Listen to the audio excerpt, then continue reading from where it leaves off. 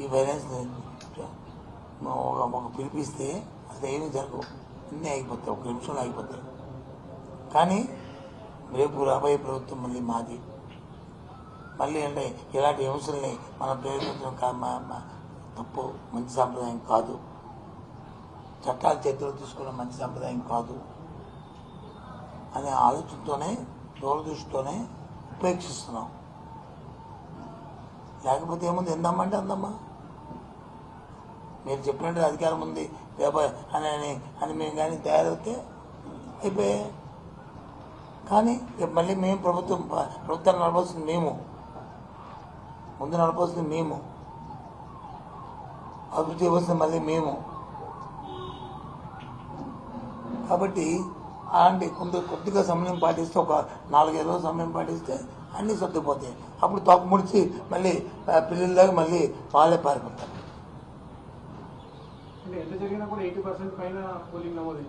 తప్పేముంది, అవేర్నెస్ వచ్చింది. జగన్మోహన్ రెడ్డి ఇచ్చిన సంక్షేమం కానీ అభివృద్ధి చూసి పెద్ద ఎత్తున వచ్చారు.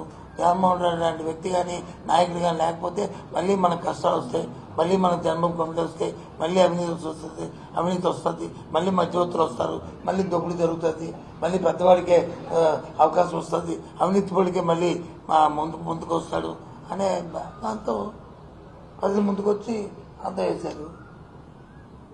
ఇవాళ గ్రామాల్లో కానీ పట్టణాలు ఎక్కడ దళాలు లేదే. సామాజిక ఎక్కడ ప్రతి వాడికి కూడా వారికి ప్రభుత్వం కళ్ళ ముందే ఉందే. అదే కదా కోరుకుంటారు ఎవరైనా సరే. దాంతోపాటు ఇవాళ జగన్మోహన్ మెయిన్ నినాదం అంటే సామాజిక న్యాయం. ఇవాళ ఈరోజు ఎక్కడ చూసినా సరే ఈ రాష్ట్రంలో ఎన్నో కులాలు, ఎన్నో మతాలు, ఎన్నో ఉన్నాయి, ఎన్నో ఉన్నాయి.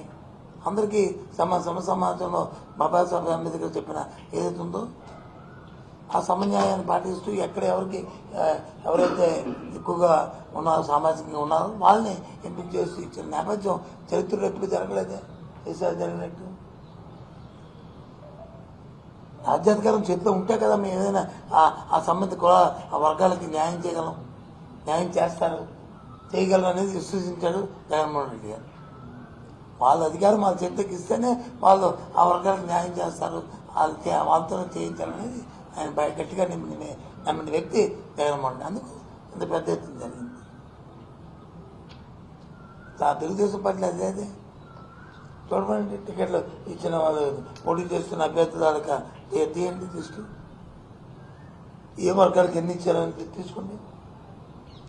మాదేనైతే ఎస్సీ బీసీ మైనార్టీ కలుపుకొని దగ్గర సుమారు 72% పైన ఇచ్చాము. ఎప్పుడేం జరిగింది అలాంటి ఏం చెప్తాడు. నేను 30 సంవత్సరాలు రాజకీయాలు ఉన్నాను, 7 చీఫ్ మినిస్టర్ 6 చీఫ్ మినిస్టర్ నేను మంత్రిగా చేశాను, అపోజిషన్లో చంద్రబాబు ముఖ్యమంత్రి ఉన్నప్పుడు ఉన్నాను. కానీ ఇటువంటి ప్రక్రియ ఎప్పుడు చూడలేదు ఈ రాష్ట్రంలో.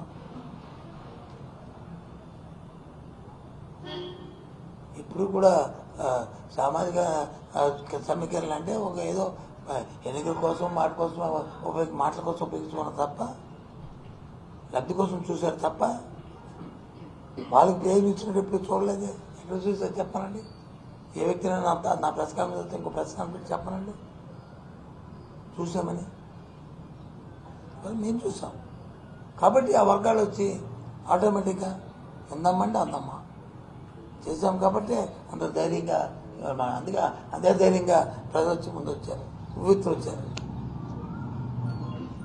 పోలింగ్ ముగిసిన దగ్గర నుంచి కూడా కూటమే వస్తుందని చెప్పేసి బయట కూడా విస్తృతంగా ప్రచారం కూడా జరుగుతూ ఉంది. ప్రజలందరూ కూడా అదే భావిస్తున్నారని చెప్పేసి చంద్రబాబు నాయుడు అన్నాడు. చంద్రబాబు నాలుగు ఓడిపోతుందని చెప్తాడు. చంద్రబాబు నాయుడు చెప్పకపోతే ఓడిపోతుందని చెప్తాడు.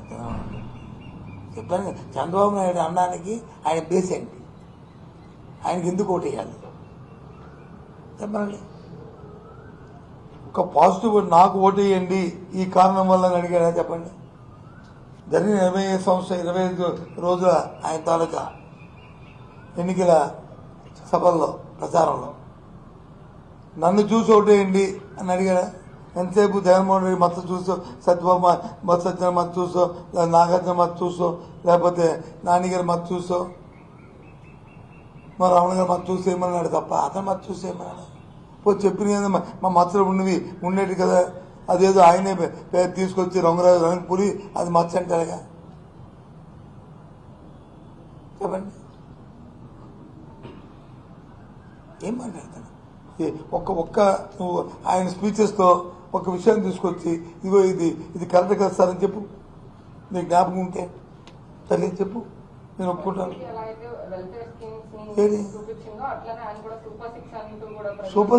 సూపర్ సిక్స్ అంటూ ఎప్పుడు రేపు రేపు రేపు రేపు పాత హిస్టరీ. ఆయన ఏమి కొత్తగా ఇంతకుముందు రాష్ట్రంలో కొత్తవాడు కాదు. 14 సంవత్సరాలు ముఖ్యమంత్రి చేశాడు. మొన్నే ముఖ్యమంత్రి చేసి మా రుణమాఫీ చేస్తానని మహిళలు మోసం చేశాడు, రుణమాఫీ చేస్తానని రైతులు మోసం చేశాడు. బాబు వస్తే జాబ్ ఇస్తాడు, లేకపోతే 2000 రూపాయలు పుట్టిస్తాడని యువకులు మోసం. ఎవరు నమ్ముతాడు? కేడుపుల్లి. వాళ్ళు జగన్మోహన్ రెడ్డి గారి గురించి ఏంటి? కేడుపుల్లి. మాట చెప్పిందే చేస్తాడు, చేసింది చెప్తాడు. అది కదా నమ్మకం కావాలి. మనం మీ ఇంట్లో కానీ మీ సంస్థలో కానీ నమ్మకస్తులు ఎందుకు పెట్టుకుంటాం మనం? నమ్మకం అది ఇవాళ జగన్మోహన్ రెడ్డి ఈ రాష్ట్రాన్ని జగన్మోహన్ రెడ్డి ఎందుకు పెట్టుకుంటాం? నమ్మకం వ్యక్తి కాబట్టి, చెప్పింది చేస్తాడు కాబట్టి, చేసింది చెప్తాడు కాబట్టి. ఆయన పరిపాలనలోనే మన తాలూకా దైనందిన జీవితంలో మన ఆర్థిక పరిస్థితి అయ్యేవని సామాన్యులు కోరుకు అనుకుంటున్నారు కాబట్టి. ఒక పిల్లవాడికి మంచి చదువు వచ్చి గ్లోబల్ విద్యార్థిగా వాడు తయారవడానికి అవసరమైన ప్రక్రియలన్నీ కూడా ప్రాథమిక దశ నుంచే సమకూరుస్తున్నాం కాబట్టి ఇవన్నీ కరెక్ట్ కదా. ఇవన్నీ నా వాస్తవాలు కాదు, వాస్తవాలు. జగన్మోహన్ రెడ్డి నేను చెప్పిన దాంట్లో ఏమో ఒకటి చెప్పనండి. చంద్రబాబు నేను చెప్పాను జగన్మోహన్ రెడ్డి గారి గురించి, మా ప్రభుత్వం గురించి చెప్పండి. ఆయన చేసే ఎంతసేపు చెప్తే నేను హైటెక్ సిటీ అంటాడు. హైటెక్ సిటీ ఎవరికంటే మా తెలీదా? 10 సంవత్సరాల మంత్రిని కదండి జాయింట్ దీంట్లో ఉమ్మడి రాష్ట్రంలో. చంద్రబాబు గవర్నర్ కి ఒక లేఖ రాశారు. ఏమని? ఈ ఆఫీసు అప్గ్రేడ్ చేసే పేరుతోటి 5 రోజుల పాటు దాన్ని నిలిపేయబోతున్నారు. డాక్యుమెంట్స్ మొత్తాన్ని డిలీట్ చేసి కుట్ర జరుగుతుంది. దీన్ని నిలుపుదల చేసేలాగా ఆదేశాలు ఇవ్వాలంటూ కూడా ఆయన దేనికి ఈ ఆఫీసు ఏ డాక్యుమెంట్ డిలీట్ చేశారు? ఏ డాక్యుమెంట్ తప్పు డాక్యుమెంట్ ఉంటాయి వ్యవస్థలో? ఆయన ముఖ్యమంత్రి చేశాడు వ్యవస్థలో ఆయనకి ఐడియా లేదా? ఇది ఇలాంటివే మనం చూసాం. భూ చట్టం గురించి వచ్చి తప్పుడు రాత రాశారు ఈనాడును, ఆంధ్రజ్యోతి, TV5 పుణ్యం లేనట్టు 5 రోజులు. నేను చెప్పాను, ఆ రోజు చెప్పాను ఏమని, 15 తర్వాత భూ చట్టం మీద వచ్చి ఈ టీవీలు కానీ ఈ 15 రాస్తే అక్కడ కొట్టని వాళ్ళు నలుగురు ఎత్తితే అడగండి అని. ఇది ఎన్నికలు ఉన్నాయి కాబట్టి. అలాగే ఇవాళ ఈ 4వ తారీఖు వరకు ఇలా కోలాడతారంటే ఏదో ఉపద్రవిందని అది కూడా చెప్పాం. ఇతను తాలూకా కుయుత్తుల వల్ల పేదవాడు రాసిన పెన్షన్ ఆగింది. ఏదైతే బటన్ నొక్కి డైరెక్ట్ డీబీటీ ఏదైతే ఇచ్చామో విద్యార్థులకు ఇస్తున్న ఫీజు రియంబర్స్మెంట్ కానీ, లేదు ఆసరా ప్రోగ్రాం ఏదైతే మహిళలకు ఇస్తున్న ఆసరా ప్రోగ్రాం మిగిలిన 28% కానీ, లేదు రైతులకు ఇవ్వాల్సిన ఇన్పుట్ సబ్సిడీ కానీ, లేదు చేయొద్దు కానీ, లేకపోతే బీసీ నేస్తం కానీ,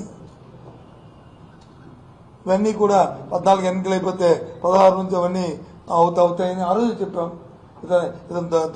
దుర్మార్గం ఆలోచనలు లాగాయని చెప్పి ఇవాళ 16వ తారీఖు ఇవాళ నుంచి ఇవన్నిట్లో ఇవాళ అప్పుడే ఫీజు రియంబర్స్మెంట్ మొత్తం 700 కోట్లు బకాయి ఉంటే 600 కోట్లు ఇవాళ జమ అయిపోయినాయి.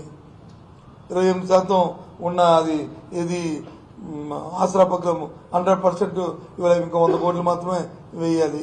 18 కోట్లు జమ అయిపోయింది. అందులో మా అక్క చెల్లెమ్మల అకౌంట్లోకి వెళ్ళిపోయినాయి.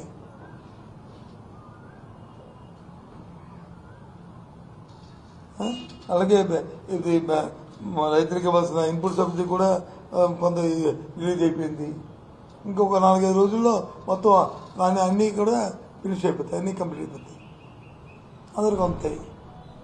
ఇది గవర్నమెంట్ తాలూ కేడుపుడి. ఇది ఇదే చంద్రబాబు నాయుడు అయితే ఎన్నికలు అయిపోయి కదా ఆ లోటు వేస్తే కదా ఇంకెందుకు వాళ్ళకి ఇవ్వాలి అని చెప్పి ఆ డబ్బు తీసుకెళ్ళి ఇంకొకటికి ఇచ్చేసుకుంటూ ఆ తాపేదాలకి ఆ సామాజిక కాంట్రాక్ట్కి వాళ్ళకి ఇచ్చుకుంటారు.